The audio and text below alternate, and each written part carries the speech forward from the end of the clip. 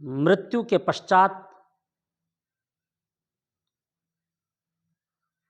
आत्मा कहाँ जाती है। सज्जनों, मैं आज इसी विषय पर शास्त्रोक्त प्रमाण देकर अपने विचार व्यक्त करूंगा। आशा करता हूं कि आप मेरे इस गंभीर विषय को ध्यानपूर्वक सुनेंगे और इसका लाभ प्राप्त करेंगे।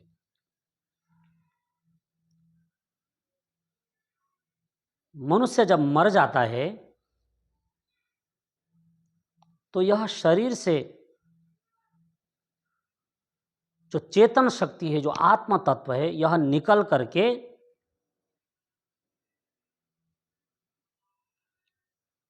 कहाँ जाता है। यह एक गंभीर विषय है और हर मनुष्य, चाहे वह पढ़ा लिखा हो, चाहे वह अनपढ़ हो, हर मनुष्य चाहता है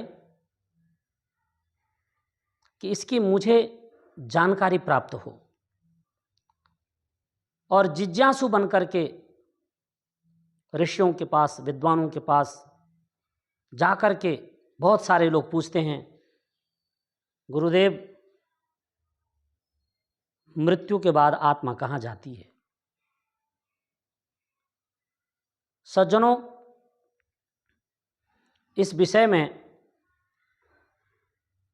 बहुत लंबी चर्चा की जा सकती है और यह चर्चा कभी खत्म नहीं होगी, क्योंकि ऋषियों ने कह दिया नेति नेति। इसके आगे ज्यादा व्याख्या हो नहीं सकती। अब इस विषय पर संक्षिप्त रूप में प्रकाश डालते हैं। सबसे पहले जब व्यक्ति मर जाता है, व्यक्ति की मृत्यु हो जाती है, अभी मैं सिर्फ मनुष्य योनि की बात कर रहा हूं, अन्य योनियों की नहीं,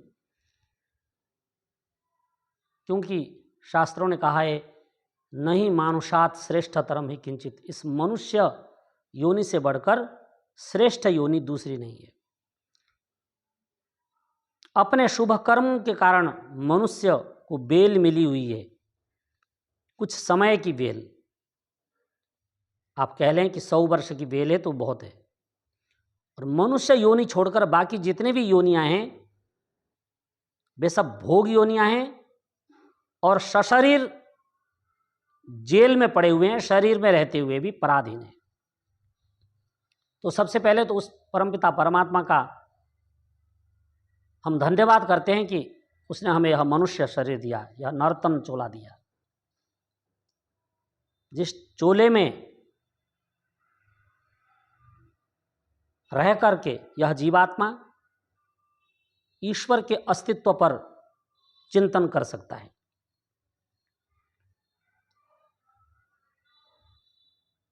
मनुष्य मरकर कहाँ जाता है, तो मैं आपको कहना चाहता हूं कि सर्वप्रथम यजुर्वेद के 39 अध्याय के 6ठे मंत्र में इसका संक्षिप्त वर्णन है, सूत्रात्मक वर्णन है। मंत्र इस प्रकार है, सविता प्रथमे हन्नग्निर्द्वितीये वायुस्तृतीये आदित्यश्चतुर्थे चंद्रमाः पंचम ऋतुः षष्ठे मरुतः सप्तमे बृहस्पतिरष्टमे मित्रो नवमे वरुणो दशम इंद्र एकादशे विश्वे देवा द्वादशे। मंत्र इतना ही पूर्ण होता है। अब इसमें बताया गया है कि जब जीव शरीर से निकलते हैं तो सबसे पहले सविता के पास पहुंचते हैं। पहला दिन जीवात्मा सविता के पास पहुंचता है, दूसरे दिन जीवात्मा अग्नि के पास पहुंचता है, तीसरे दिन जीवात्मा वायु के पास पहुंचता है, चौथे दिन जीवात्मा आदित्य के पास पहुंचता है, और पांचवें दिन जीवात्मा चंद्रमा के पास पहुंचता है, छठे दिन जीवात्मा ऋतुओं के पास पहुंचता है, सातवें दिन जीवात्मा मरुत के पास पहुंचता है, और आठवें दिन जीवात्मा बृहस्पति के पास पहुंचता है, और नौवें दिन जीवात्मा मित्र के पास पहुंचता है, और 10वें दिन जीवात्मा वरुण के पास पहुंचता है, और 11वें दिन जीवात्मा इंद्र अर्थात विद्युत के पास पहुंचता है, और 12वें दिन विश्वे देवाः विश्वदेव के पास 12वें दिन जीवात्मा पहुंचता है। और फिर वहीं पर उसके कर्मों के अनुसार 12 दिन के पश्चात उसका हिसाब किताब होता है। यदि वह निष्काम कर्मी है तो वह मोक्ष जाएगा, यदि सकाम कर्मी है तो स्वर्ग जाएगा, यदि पापी दुराचारी है तो इस मर्त्य लोक में जो 84 लाख योनियां हैं उनमें क्रमशः शरीर बदलता रहेगा। यदि उसके पाप पुण्य सम हैं, बराबर हैं, पाप पुण्य समम कृत्वा नर योनि सुजायते, पाप पुण्य सम है तो उसको मनुष्य की योनि फिर प्राप्त होगी। और यदि आत्महत्या किया है, फांसी लगा के मरा हो, नहर में कूद के मरा हो, ट्रेन के नीचे आकर कट कर मरा हो, इत्यादि इत्यादि, स्वयं जानबूझकर आत्महत्या किया है तो घोर अंधकार में जाएगा। अर्थात इसी मर्त्यलोक में वृक्ष बनकर के, घोर तमोगुणी बनकर के कष्ट भोगेगा। जितने भी स्थावर योनियां हैं इनमें भटकता रहेगा। और यदि अकस्मात दुर्घटना में किसी की मृत्यु हुई है, एक्सीडेंट में मौत हुई है, या किसी ने गोली मार दी है, यानी स्वयं मरा नहीं, किसी ने मार दिया उसे अकस्मात, तो इस प्रकार के जो लोग हैं वे भी मनुष्य योनि में वापस आते हैं। तो ये पूरा का पूरा एक वैज्ञानिक और एक शास्त्रोक्त क्रम है। अब हम बात करेंगे कि सबसे पहले जो मोक्ष लोग जाते हैं, मोक्ष जाने के कौन अधिकारी हैं। तो प्रश्नोपनिषद का एक मंत्र प्रस्तुत करना चाहता हूं। मंत्र इस प्रकार है, तेषामसौ विरजो ब्रह्मलोको न एषु जिह्वम् अनृतम न मायाचेति। इसका अर्थ है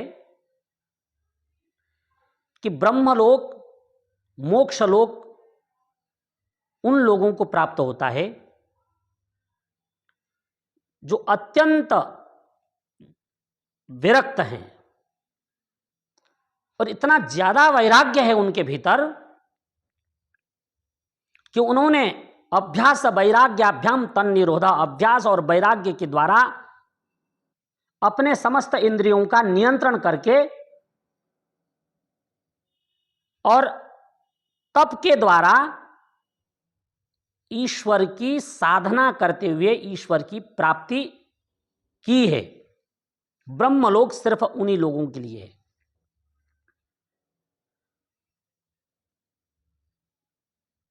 जिनका उद्देश्य ही संसार का परोपकार करना है, ब्रह्मलोक उनका है। ब्रह्मलोक उन लोगों के लिए है जिन्होंने अपने दिव्य ज्ञान के साथ ईश्वर की प्राप्ति के लिए गृहस्थ आश्रम में भी जाना उचित नहीं समझा और जीवन भर किसी आश्रम में बैठकर, किसी गहन गुफा में बैठ करके ईश्वर की आराधना की है, और ईश्वर की आराधना करते करते जिन्होंने अपने प्राणों को त्यागा है, ब्रह्मलोक, मोक्षलोक उनको प्राप्त होता है। और वे दिव्य लोक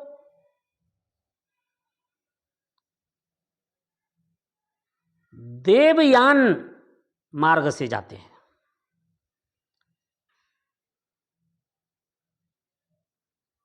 और कुछ उदाहरण दे सकता हूं मैं, जैसे उदाहरण तो असंख्य नाम हैं, पर कुछ नाम आपको बताऊंगा। जगत गुरु शंकराचार्य, जो मोक्ष के पूर्ण अधिकारी थे, जिन्होंने छोटी सी अवस्था से ही अपना घर परिवार छोड़ करके संन्यास धर्म ग्रहण किया और संन्यास आश्रम में रहते हुए सारा जीवन वेदों का प्रचार किया और ईश्वर की साधना की। इसी श्रृंखला में गुरुदेव महर्षि महेश योगी का नाम भी मैं लेना चाहूँगा, जिन्होंने चारों वेदों के प्रचार प्रसार के लिए अपना जीवन समर्पित किया और ध्यान के माध्यम से ईश्वर की प्राप्ति की और वह लोगों को बताया। इसी श्रृंखला में महर्षि स्वामी दयानंद सरस्वती, जिन्होंने अपने जीवन को राष्ट्र के लिए समर्पित किया, जिन्होंने वेद भाष्य किए, वेदों का प्रचार प्रसार किया और इस संसार का उपकार करना ही जिनका मुख्य उद्देश्य था, इस वाक्य को जिन्होंने स्वयं अपने भीतर उतारा, ऐसे गुरुदेव महर्षि स्वामी दयानंद सरस्वती इत्यादि महापुरुष जब मरते हैं तो उनकी जो दिव्य आत्मा है वह मोक्ष लोक को जाती है। यशः शरीरम ननस्यति कीर्तिर्यस्य सजीवति, उनका शरीर तो नष्ट हो गया परंतु आत्मा मोक्ष लोक में चली गई और उनके किए हुए कार्यों की हम आजीवन प्रशंसा करते हैं। ऐसे निष्काम कर्मी जिनके मन में कामनाएं नहीं होती, ऐसे निष्काम कर्मी जब मरते हैं तो वे लोग मोक्ष में जाते हैं।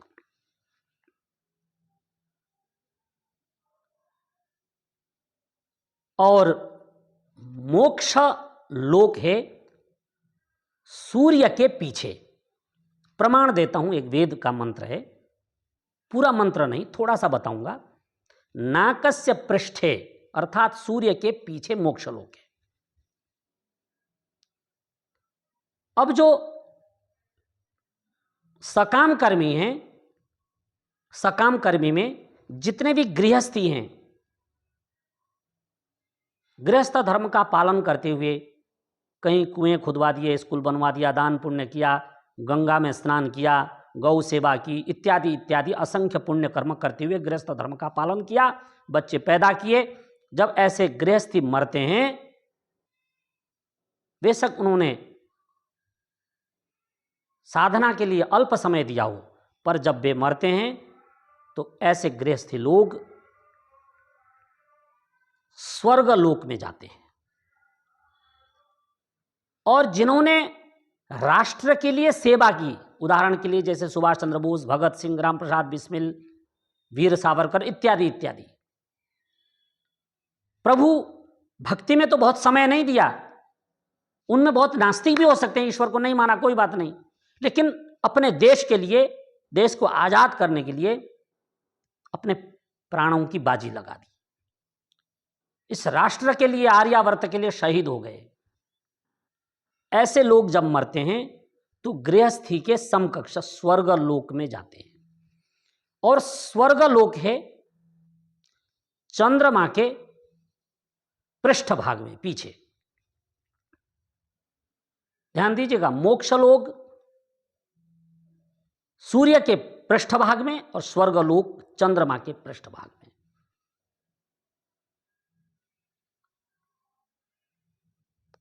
और मनुष्य जीवन पाकर के जो पापी है, दुराचारी है, छुरा लेकर रात को घूमता है, जो हत्यारा है, बलात्कारी है, शराबी, कबाबी, और जो हर समय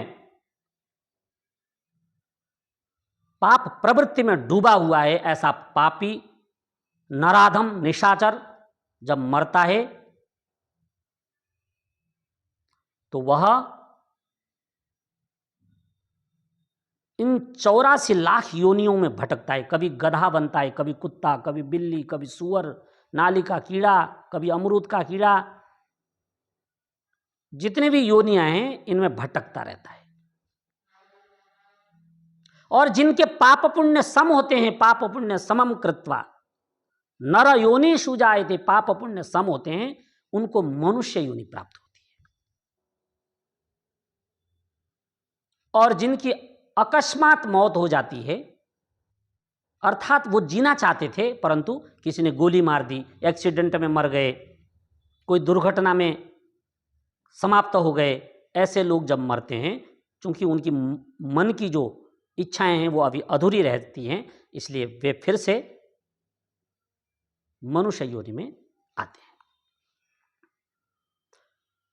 इसके अतिरिक्त जो आत्महत्या करते हैं, स्वयं फांसी लगा लिया, अपने आप को रिवॉल्वर से गोली से उड़ा दिया, कहीं पहाड़ से कूद गए, कहीं नदी में गिर गए, तो जानबूझकर जो आत्महत्या करते हैं वे तमोगुणी होकर के स्थावर योनियों में भटकते हैं। जितने भी वृक्ष वनस्पतियां हैं इनमें भटकते रहते हैं। इस प्रकार ये क्रम निरंतर कर्म फल के अनुसार प्राप्त होता है।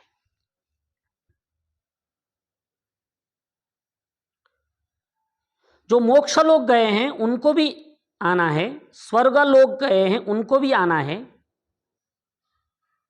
तो उनका बहुत लंबा समय है। इस प्रकार